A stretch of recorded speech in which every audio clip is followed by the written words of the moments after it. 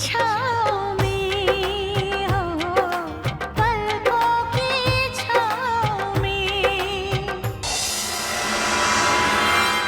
हाय राम,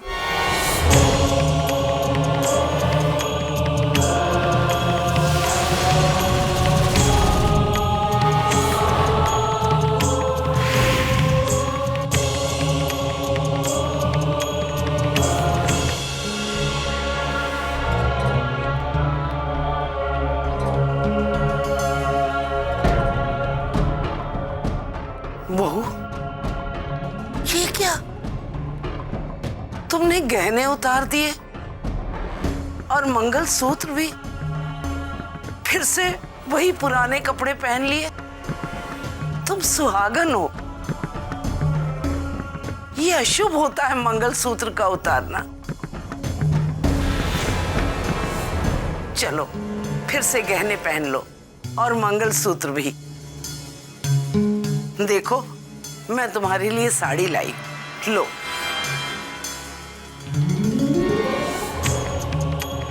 ले लो।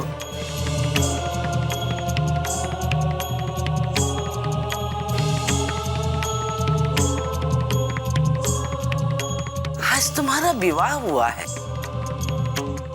और तुम यहाँ बच्चों के कमरे में क्या कर रही हो? चलो प्रभु तुम्हारा इंतजार कर रहा है। आज से तुम्हारा कमरा और प्रभु का कमरा एक ही है। बच्चों की चिंता मत करना, उन्हें मैं संभाल लूंगी। आओ आओ, चलो ना, आओ।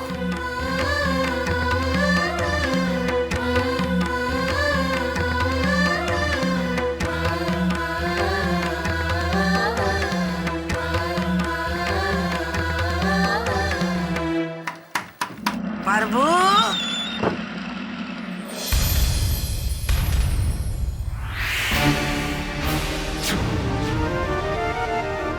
क्या है माँ?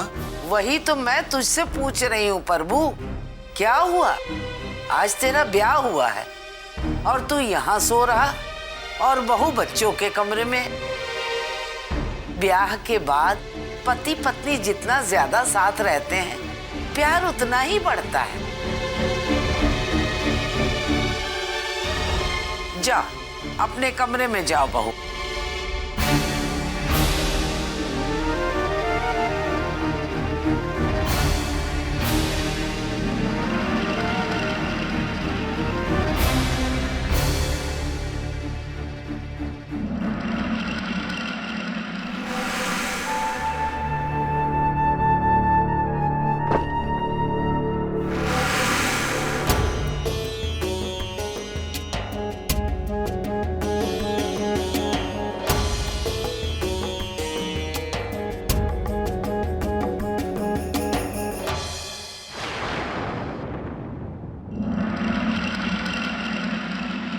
आपने माँ को अब तक सच्चाई नहीं बताई।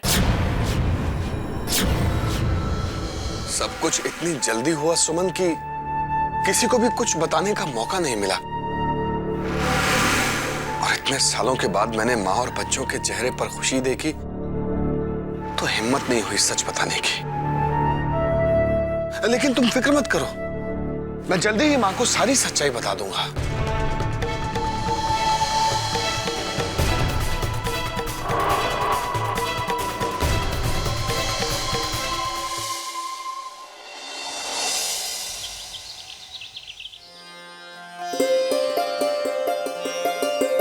भैया, सुमन,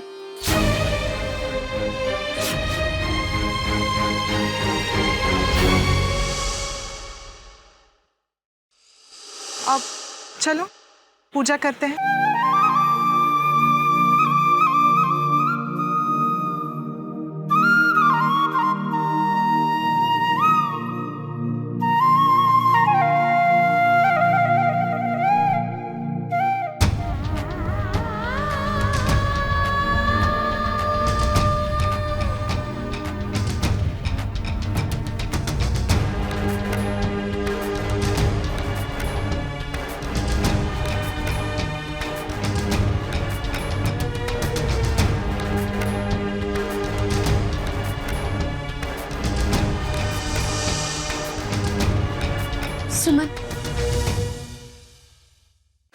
क्यों किया सुमन? जिंदगी के कुछ फैसले अचानक लेने होते हैं कंचन। हमें लगा हमें शादी कर लेनी चाहिए, तो बस हमने कर ली। अच्छा, तो तुम्हारा मंगलसूत्र?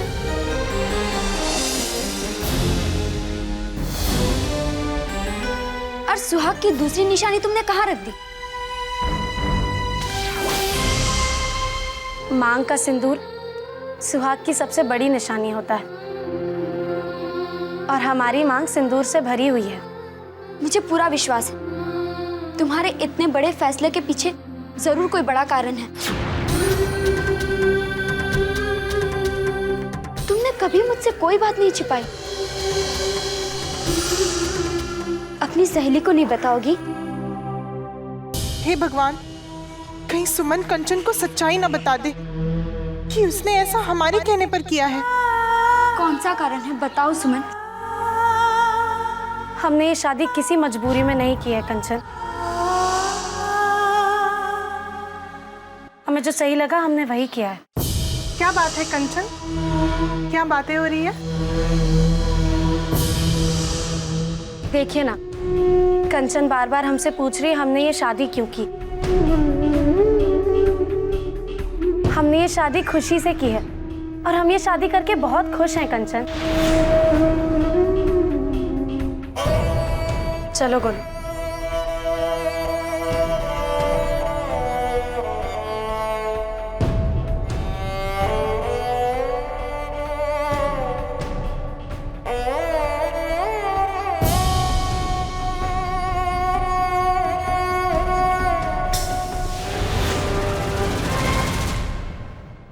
सुमन जी।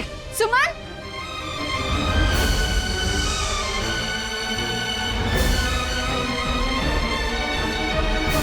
सुमन, तुम ठीक तो हो ना?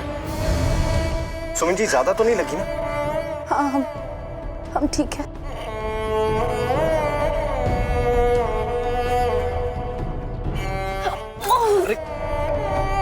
आइए, मैं आपको हॉस्पिटल ले चलता हूँ। नहीं, हम घर जाएंगे। तो ठीक है, मैं आपको घर छोड़ देता हूँ, आप वहां पर डॉक्टर को बुला लेना।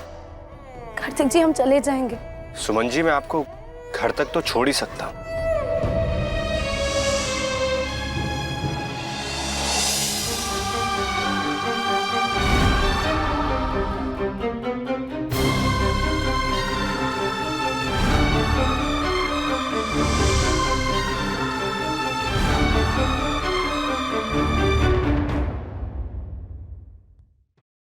पापा, पापा, देखो मम्मी को क्या हो गया।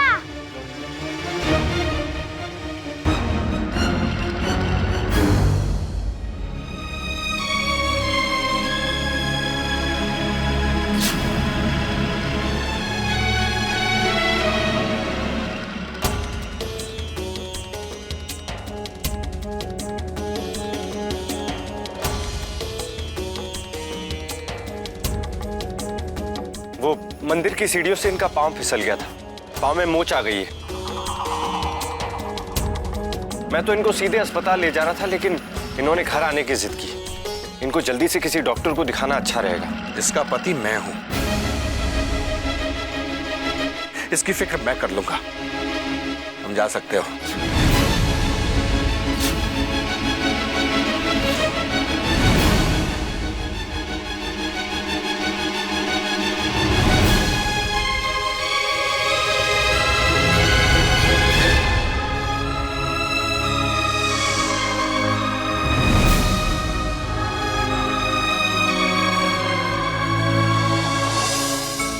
पैर में बहुत दर्द हो रहा है।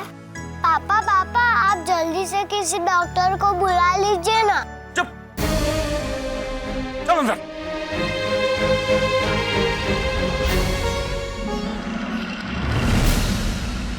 ये क्या तमाशा है सुमन? क्यों मेरी इज्जत मिट्टी में मिला रही हो? तुम्हें और कार्तिक को इस तरह साथ आते देखकर गांव में कितनी थू-थू हो रही होगी, इसका अंदाजा है तुम्हें? देखो, पहले ये सब चलता होगा, लेकिन अब नहीं चलेगा। ये कार्तिक के साथ मेलजोल बढ़ाना मैं बिल्कुल बर्दाश्त नहीं करूंगा। बस प्रभु जी, आपको हमसे ऐसी गलत बातें करने का कोई हक नहीं है। वहाँ हमारा पाँव फिसल गया, इसीलिए कार्तिक जी ने हमारी मदद कर दी। अगर चलते वक्त इंसान की नजर जमीन पर टिकी हो तो वो कभी नहीं गिरता। हाँ, अगर उसका ध्यान भटका हो तो उसका गिरना तय ही है।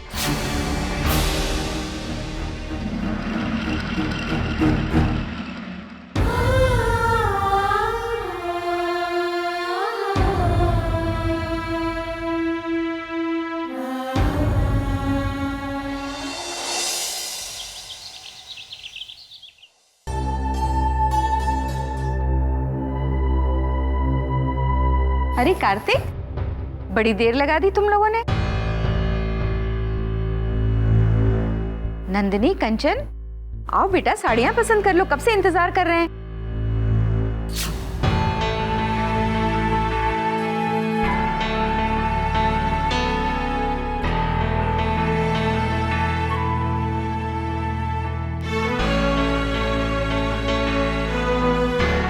कार्तिक, कल से मैं देख रही हूँ तुम्हारे चेहरे पर शादी की खुशी के बजाय कोई तनाव सा है। ऐसा लग रहा है जैसे तुम किसी बात से दुखी या परेशान हो। नहीं, ऐसी कोई बात नहीं।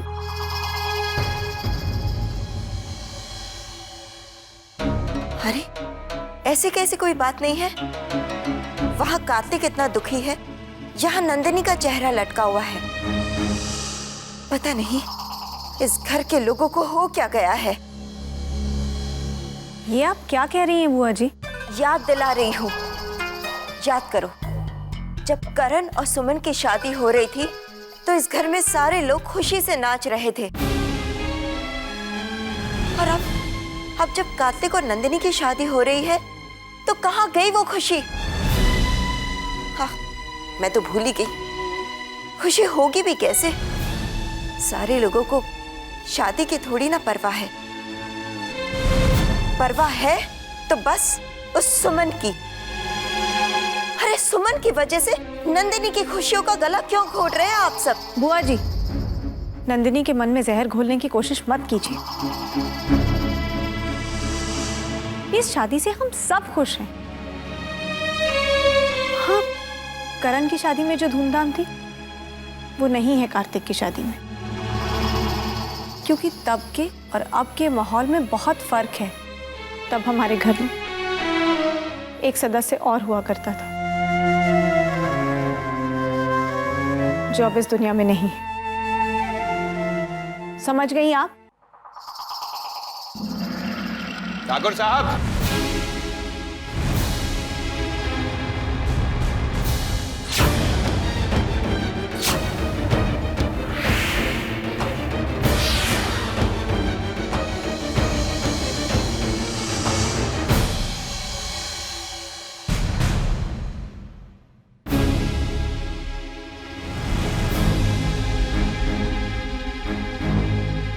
प्रभु दयाल जी, नमस्ते। नमस्ते ठाकुराइन जी, बैठिए। नहीं, हम यही ठीक है। आप ठाकुर साहब को बुलवा दीजिए, हमें उन्हीं से बात करनी है।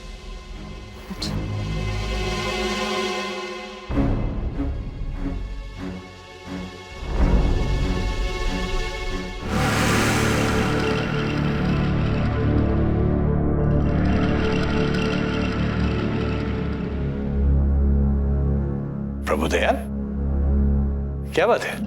ठाकुर साहब, कहते हुए अच्छा तो नहीं लग रहा है, लेकिन आज मैं उस परिवार को मान मर्यादा की सीख देने आया हूं जिसे मान मर्यादा निभाने के लिए इस गांव में आदर्श समझा जाता है। साफ साफ बोलो, बात क्या है? ये बताइए कि सुमन कौन है? सुमन हमारे घर की बहू है। गलत। सुमन इस घर की बहू थी, अब वो मेरी पत्नी है। लेकिन इतनी सी बात आपके पोते कार्तिक की समझ में नहीं आई। ठाकुर साहब, आप उसे समझा दीजिए कि वो मेरी पत्नी का पीछा करना बंद कर दे। प्रभुदयाल, ये मत भूलो कि तुम मेरे पोते के चरित्र पर उंगली उठा रहे हो। आपके पोते ने जो हरकत की है उसे कोई भी गैरतमंद पति बर्दाश्त नहीं कर सकता। उसने जो कुछ भी किया होगा बड़े साफ मन से किया होगा। ठाकुर साहब, मन साफ है या मैला ये कौन देखने जाता है? देखिए, मैं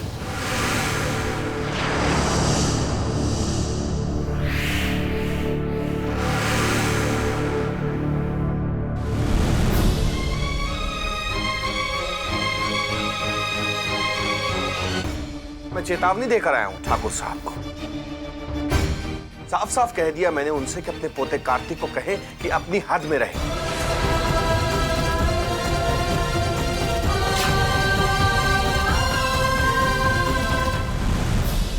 प्रभु,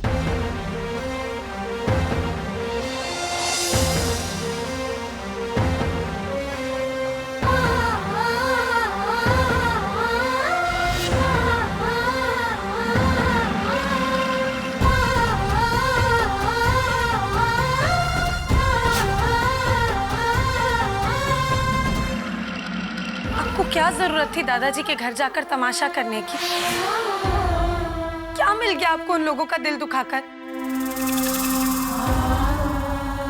जिन लोगों ने तुम्हें घर से निकाल दिया, उन लोगों के दुख की बहुत परवाह है तुम्हें।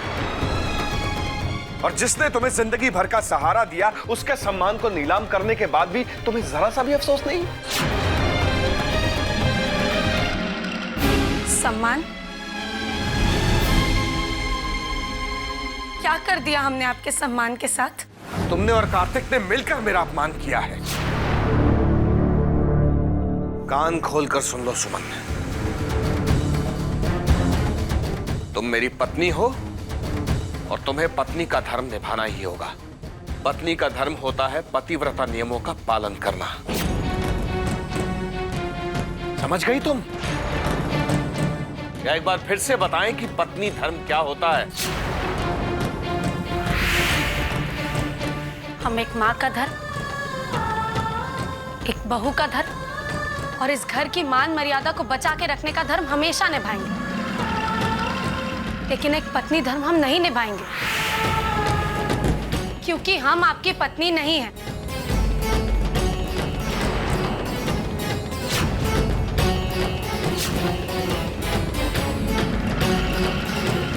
भूलिए मत, हम सिर्फ दुनिया को दिखाने के लिए आपकी पत्नी बने। ये सिंदूर अपनी मांग में हमने खुद अपने हाथों से भरा है। ये आपके नाम का सिंदूर नहीं है। ये शादी का झूठा नाटक हमने सिर्फ अपने घर वालों को खुश रखने के लिए किया है, ताकि उनका ध्यान हम पर से हटकर नंदिनी जी पर रहे। जिस तरह हम अपना वादा निभा रहे हैं, आपको भी अपना वचन निभाना होगा। आप कभी भी हम पर हक जताने की कोशिश नहीं करेंगे। यही शर्त तय हुई थी ना हम दोनों के बीच? कौन सी शर्त? कैसी शर्त? नहीं मानता मैं किसी भी शर्त को। पूरी दुनिया जानती है कि तुम मेरी पत्नी हो। अगर मैं तुमसे पत्नी धर्म निभाने को कहूंगा तो ये दुनिया मेरा ही साथ देगी। तुम्हारे लाख चीख चीख के कहने पर भी कोई ये बात नहीं मानेगा कि हमारी शादी नकली थी। इस समाज ने हमारी शादी को अपनी आंखों से देखा है।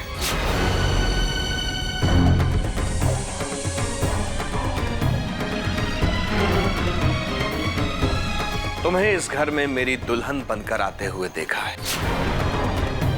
तुम्हारी मांग के इस सिंदूर को देखा है। भले ही ये सिंदूर मेरे नाम का नहीं है, लेकिन समाज यही समझता है कि मैंने इसे अपने हाथों से तुम्हारी मांग में भरा है। इसलिए ये बात तो अपने दिमाग से निकाल दो कि तुम मेरी पत्नी नहीं हो। अब तुम भले ही लोगों से कुछ भी कहो, लेकिन कोई तुम्हारा यकीन नहीं करेगा, क्योंकि मैं इस समाज को कहूंगा सुमन झूठ बोल रही है। ये शादी असली है।